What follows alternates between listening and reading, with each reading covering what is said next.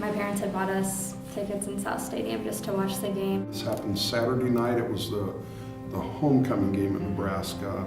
I can't remember who we played, but I didn't even make it in the stadium that night. The environment was great, super excited. Couldn't wait to get to our seats and kind of settle down and get to watch the game, but yeah, it ended up being a completely different game. They had forgot the stadium chairs they wanted to sit on, so he had gone back down to get them, and he was on his way back up, and he happened to be right behind me. Thank goodness. I hit his back, he fell to his knees, and then he kind of slowly started coming backwards along the rail. So I kind of grabbed his head, and he kind of kept slowly falling back, and so I just grabbed it and I set him down. And that's when his eyes rolled in the back of his head and his neck got kind of a little bit stiff, and that's when I kind of thought, oh. First time I felt something was wrong is when I was up there, my eyes kind of started rolling. And I remember grabbing the rail, and after that I don't remember anything until I woke up and he was behind me. I didn't know how to act. I just kind of went on impulse. I always taught, help somebody if they're in need. So I tried and went high and hard, and then I did the staying alive. And I couldn't think of anything else. I was just thinking of that. I ran down to ramp 15, and Brant was there, and he was holding Scott Weber up, and he says, I did CPR, did I do okay? And I looked at him and I says, well, he's looking at me, you did great. He jumped in. A lot of people wouldn't do that for whatever reason. There's a lot of people that wouldn't.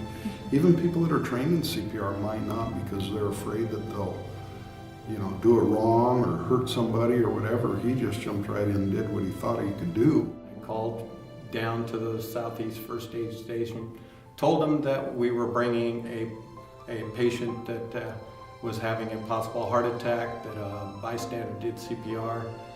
He is conscious and alert. There's a Red Cross station in maybe 2 or 4 corners of the stadium. And so we went directly to the Red Cross station really quickly. Immediately once it got there were paramedics, Red Cross people running, grabbing things for Scott. I mean, anything you need. I felt a lot better once he was, on the gurney is one thing, but once he's in there and they're working on him, I felt a lot better. People, they all knew what they were doing. And I was very fortunate to be right above the Red Cross station too. It was really neat when they got to meet in person, and you could just see in Scott's eyes, the appreciation for Brant. It made me really appreciate the man I married, because not all people would stop and help someone.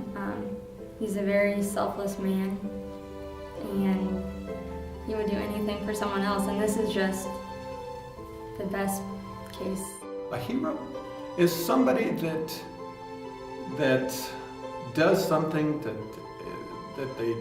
they're not trained in. They're doing it to be a good person. He did it to save a life, and didn't think a thing about it.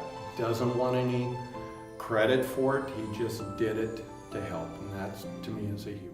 I had a couple of people call me a hero, and I said I wasn't a hero. I was just happened to be there.